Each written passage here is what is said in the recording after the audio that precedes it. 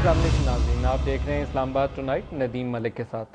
पाकिस्तान में बढ़ती हुई इंतहा पसंदी और दहशतगर्दी, बहुत सी जगहों पर सुसाइड अटैक्स और अमरीकी ड्रोन हमले, ये आज का पाकिस्तान है। अगर हम थोड़ा सा पीछे चले जाएं, जब हम अमेरिका के फ्रंट लाइन एलाई बने थे अफ़गान जहाद के दिनों में, तो उस वक्त ये बहुत से प्राइवेट जो ग्रुप थे मार्ज़ वजूद में आए, बहुत सी जहादी तंजीमें मार्ज़ वजूद में आई, और पाकिस्तान क्योंकि इस पॉलिसी को सपोर्ट कर रहा था और मगरबी दुनिया भी कर रही थी और बहुत से अरब ममालिक भी कर रहे थे, तो उस वक्त हम इज़्ज़त व तकरीम से पेश आते रहे उन तमाम लोगों को जो अफ़गान जहाद की तरबियत या तरगीब देते थे लोगों को। 90s में कश्मीर के हवाले से कुछ इस किस्म की ही पॉलिसी हमारी रही। अमेरिका तो सैंक्शन लगा के चला गया, लेकिन एज ए स्टेट हमने इन पॉलिसीज़ को ख़त्म नहीं किया। 911 की दुनिया जो है उसके बाद से तब्दील हो गई है। वही ग्रुप्स, जहादी तंजीमें जिनको हम बड़ी इज्जत से पेश आते थे, उनको हमने अब दहशतगर्द कहना शुरू कर दिया। और पाकिस्तानी फ़ौज जो इस चीज़ को सपोर्ट करती थी 80s में, अब उन्हीं ग्रुप्स के ख़िलाफ़ बरसरे पैकार है। बहुत से ग्रुप्स का कहना ये है और उनका क्लेम भी ये है कि वो दुनिया की नहीं दीन की खातिर ये सारा कुछ कर रहे हैं, अल्लाह की राह में है, जबकि हुकूमत वक्त का और बहुत से दूसरे लोगों का कहना है कि ये सिर्फ बंदूक के ज़ोर पर अपनी ताकत मनवाने का एक ज़रिया है, इससे ज़्यादा कुछ भी नहीं। आज हमारे साथ जो शख्सियत हैं उनसे यही जानने की कोशिश करेंगे कि ये कोशिशें जो पाकिस्तानी फ़ौज कर रही है और या वो जो ग्रुप्स कर रहे हैं जिसको बैतुल्लाह महसूद जैसी शख्सियात जो थी उसका सिंबल थी, कौन सही राह पर है और कौन गलत राह पर है, और सुसाइड अटैक्स जिसके नतीजे में बहुत सी मासूम जानें चली जाती हैं, उनका क्या बनेगा और उनका क्या कहा जाए उन बच्चों का जिनको ये तरगीब देकर, तरबियत देकर, सुसाइड जैकेट्स बनाकर 12-14 साल और 16 साल के नौजवानों को इस काम के लिए भेज दिया जाता है। हमारे साथ हैं आज प्रोग्राम में सैयद मुनव्वर हसन साहब, अमीर जमात इस्लामी। सैयद मुनव्वर हसन साहब, आपको खुशामदीद कहता हूँ। सैयद मुनव्वर हसन साहब, सबसे पहले मैं चाहूँगा कि थोड़ा सा अफ़गान जहाद के ज़माने में चले जाएँ। क्या पाकिस्तान ने उस वक्त एक टेक्टिकल मिस्टेक की कि हमने अलाउ किया अपनी सरजमीन को इस काम के लिए इस्तेमाल करने के लिए? मेरा ख़्याल है कि उस अफ़गान जिहाद के बारे में डिसइंफॉर्मेशन की एक बहुत बड़ी चादर है कि जो तान दी गई है, और वैसे भी नेगेटिव प्रोपेगेंडा ही दुनिया का असल ख़ासा है। रूस की फ़ौजें जब काबुल पहुंच गई थीं, तो ये जो मुजाहिदीन जिन नामों से जाने जाते हैं, गुलबदीन और हिकमत यार वगैरह वगैरह, ये सब कई हफ्तों के लिए एतकाफ़ में चले गए, ये तय करने के लिए कि हम नहित्ते लोग रूस की फ़ौजों के साथ क्या करें, घर जाकर बैठ जाएं, रिट्रीट करें, शिकस्त तस्लीम कर लें या कुछ करें। और 8-10 हफ्तों के एतकाफ़ के बाद ये इस फैसले के साथ निकले कि मस्तताअत मिन क़ुव्वा कि एंटी एयरक्राफ्ट के मुकाबले में जब एंटी एयरक्राफ्ट होंगे तब हम मैदान में नहीं निकलेंगे, बल्कि हम उसके बग़ैर भी निकलेंगे। टैंकों के मुकाबले में टैंक हो और सोफिस्टिकेटेड वेपन्स, ऐसा नहीं है, बल्कि जब फ़ौजें यहाँ पहुँच गई उनकी, तो must be face the music, हमें मैदान के अंदर निकलना चाहिए।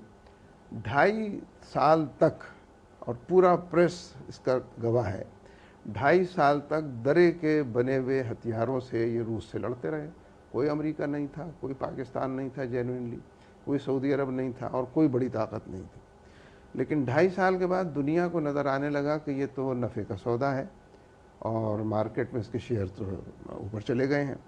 तो 2.5 साल के बाद अमेरिका यहाँ पर आया जब उसने देखा कि रूस के कसबल निकल रहे हैं और ये नहित्ते लोगों ने या दरे के बने हुए हथियारों ने सारा काम किया था। लिहाजा उसके बाद जो भी आया है वो अपनी कैलकुलेशन से आया है, राइटली और रॉन्गली आया है, वरना ये जंग तो अमलन मुजाहिदीन ने लड़ी है और उन्होंने जीती है। मुनव्वर हसन साहब, लेकिन जब अमेरिका और दूसरे मगरबी ममालिक और अरब ममालिक भी आ गए, तो पाकिस्तान के बहुत से इलाकों में ऐसी तरबियत गाहें कायम हो गई थी जहाँ हम अफ़गान बच्चों को भी तरबियत देते रहे, और बहुत से पाकिस्तानी नौजवान भी इसकी तरफ राग़िब हुए। वो बहुत से लोग जिनको सूफ़ी मोहम्मद साहब 9/11 के बाद भी लेकर गए थे मुकाबले के लिए अमेरिका के, वो भी तो एक ख़ास सोच के हामिल पाकिस्तानी शहरी ही थे ना। अब ये सरजमीन जिस काम के लिए इस्तेमाल हुई, आप समझते हैं कि दुरुस्त? देखिए, अगर तो आप मुसलमान से जिहाद निकाल दें, ये उसकी रूह को कशीद कर दें, तो फिर उसे मुसलमान भी ना कहें।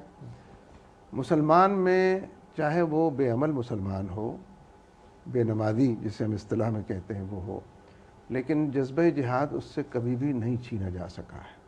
और हमारे यहाँ इस तरह के जितने वाक़यात हुए हैं तारीख़ के अंदर, वो उन लोगों के नामों को ज़्यादा नुमाया करते हैं कि जो अमली ज़िंदगी में बहुत बड़े आबिद व ज़ाहिद व मुजाहिद नहीं थे, बल्कि एक स्पॉन्टेनिटी का तकादा था कि उन्होंने सारा काम किया। इसलिए मैं समझता हूँ कि अगर एक मुसलमान मुल्क पर हमला हुआ था اور روس جیسی سپر پاور نے حملہ کیا تھا، تو میرے جیسے گئے گزرے مسلمان پر بھی یہ فرض عائد ہوتا تھا کہ میں اس جہاد کے اندر حصہ لوں اور جو کچھ مجھ سے بن پڑے وہ میں کروں۔ تو قابض تو آج بھی ہے، پھر امریکی فوج وہاں موجود ہے، تو آپ آج بھی جہاد کو سپورٹ کرتے ہیں؟ جی میں جہاد کو سپورٹ کرتا ہوں، میں سمجھتا ہوں، اور امریکی شکست کھا چکے ہیں ماشاءاللہ، اب تو وہ بچا نہیں ہے کچھ اس میں۔ 8-9 سال ہو گئے ہیں، 26 ملکوں کی فوجیں، نیٹو جس کو کہتے ہیں، 14 نان نیٹو الائز امریکہ کے 40 ملک کس سے لڑ رہے ہیں؟ نہتے بے سر و سامان لوگوں سے۔ 9 سال گزر گئے، نہ اسامہ بن لادن کا کچھ بگاڑ سکے، نہ ملا عمر کا کچھ بگاڑ سکے، اور اب خود کہتے ہیں کہ ہمیں وہاں سے پاکستان آ جانا چاہیے کیونکہ ملا عمر یہاں آ گیا ہے، القاعدہ ساری یہاں آ گئی، شکست تو ہو چکی ہے نا ان کو۔ لیکن ابھی وہ کہا یہ جا رہا ہے کہ پاکستانی فوج ان گروپس کا خاتمہ کرے کیونکہ یہاں پناہ گاہیں ہیں، وہ لوگ وہاں لڑتے بھی ہیں اور یہاں آ کر پناہ بھی لے لیتے ہیں، تو پھر آپ تو کہہ رہے ہیں جہاد کو سپورٹ کرنا چاہیے، پھر یہ پالیسی تو ہماری غلط ہو گئی، درست بات کون سی ہے؟ نہیں، پالیسی تو جس نے جو بنائی ہے وہ اپنی پالیسی کے بارے میں خود بات کرے گا، لیکن یہ کہ یہ جو کہا جاتا ہے کہ افغان جو ہیں یا طالبان ہیں یا پختون جس کو وہ کہتے ہیں، بیلٹ ہے پوری، یہ انسرجنسی کا لفظ اس طرح استعمال کی جاتی ہے، جبکہ وہ کہتے ہیں کہ ہم ریزسٹنس کر رہے ہیں، ہماری حکومت ہم سے چھین لی گئی ہے، ہمارے ملک میں غیر ملکی فوجیں آ گئی ہیں، فورن ٹروپس نے ڈیرے ڈالے ہوئے ہیں، ہم مزاحمت کی جنگ لڑ رہے ہیں، اپنی آزادی کی، خود مختاری کی، سب کو سپورٹ کرنا چاہیے۔ طالبان کو سپورٹ کرتے ہیں؟ طالبان کی حکومت غلط طریقے سے برطرف کی گئی ہے، کوئی مجھے بتائے نا صحیح طریقہ کیسے ہو سکتا ہے؟ طالبان کی حکومت کو پاکستان کی مدد سے امریکہ نے تہس نہس کر دیا، کوئی جسٹیفیکیشن ہے؟ کوئی انٹرنیشنل لا ہے ایسا؟ کوئی طریقہ واردات ہے ایسا؟ آپ سپورٹر ہیں طالبان میں کے؟ تو 101% سپورٹ، میں حق اور سچ کا سپورٹر ہوں۔ طالبان کے بھی ہیں؟ میں صرف امریکہ کا مخالف ہوں، کیونکہ ظالموں کا مخالف ہونا اور جبر کی قوتوں کا مخالف ہونا، جو لوگوں کے حقوق سلب کرتے ہوں، جو 26 ملکوں کو چڑھا لائے افغانستان پر، لیکن اتنے ظالم لوگوں کے خلاف کون نہیں ہوگا؟ منور حسین صاحب، جب آپ کہتے ہیں کہ آپ طالبان کے سپورٹر ہیں، تو کیا وہ طالبان جو افغانستان میں ہیں ان کے آپ سپورٹر ہیں، یا وہ طالبان جن کو بیت اللہ محسود دیکھیے یہ لیڈ وہ کرتے تھے ان کے طالبان اور سپورٹر یہ ہیں؟ طالبان تو آپ کو پتہ ہوگا، لیکن افغانستان میں جو طالبان کی حکومت تھی وہ پرو پاکستان حکومت تھی، ہم نے اس کو برطرف کرا کے ایک پرو انڈیا حکومت قائم کر دی۔ اب ہم گلہ کرتے ہیں کہ 6 سفارت خانے یہ سازش ہو رہی ہے بھارت کے اوپر، وہاں اوپیم کی کاشت جو تھی وہ 0 پر چلی گئی تھی، اب وہاں پر پوری دنیا کے اندر فراہم کی جا رہی ہے۔ وہاں لا اینڈ آرڈر کی سچویشن 100% کنٹرول میں تھی، جتنے وار لارڈز تھے سب سے انہوں نے اسلحہ لے لیا تھا، اور یہ جو پورا بارڈر افغانستان پاکستان کا، ایک سپاہی نہیں تھا on both sides of the border, کوئی پاکستان کا افغانستان۔ اب وہاں پر جناب 1 لاکھ فوجی تو پاکستان کے لگے ہوئے ہیں، اور پھر بھی انسرجنسی۔ منور حسین صاحب، لیکن جماعت کے اندر بھی بہت سے لوگ تفریق کرتے ہیں ان طالبان کی جو افغانستان میں ہیں اور ان طالبان سے جو پاکستان کے اندر ہیں۔ آپ اگر جماعت کو مجھ سے زیادہ جانتے ہیں تو آپ انٹرویو دے کے ادھر آ کے بیٹھ جائیں، میں ادھر سے آپ سے سوالات کرتا ہوں۔ آپ کا خیال ہے کہ کوئی فرق نہیں ہے؟ نہیں، میں آپ کے خیال کی بات کر رہا ہوں نا۔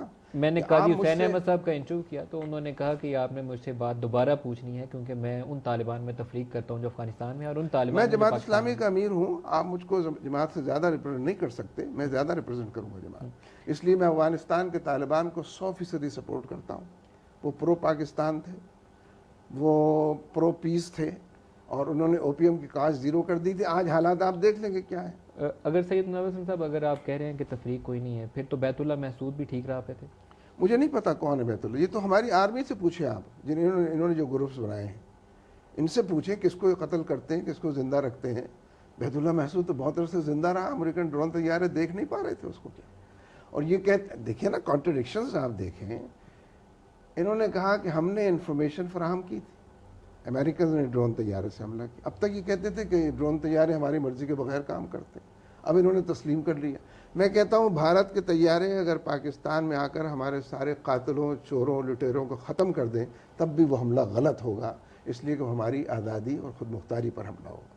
لہذا امریکی طیارے 1000 بیت المحسود کو قتل کر دیں وہ بالکل غلط ہوگا، اس لیے کہ یہ ہماری آزادی پر بنیادی طور پر حملہ ہے۔ جو پالیسی صوفی محمد صاحب اور مولانا فضل اللہ صاحب پروموٹ کرتے رہے مالاکنڈ یا سوات میں، ان کے بارے میں آپ کا کیا خیال؟ کیا پالیسی بتائیں ذرا؟ وہ بیسیکلی تو آپ اسٹیٹ کی پوزیشن کو چیلنج کر رہے ہیں، اس نظام کو جو رائج ہے ملک کے اندر، اس سے ہٹ کر ایک پیرلل سسٹم پروموٹ کرنے کی بات ہو رہی ہے۔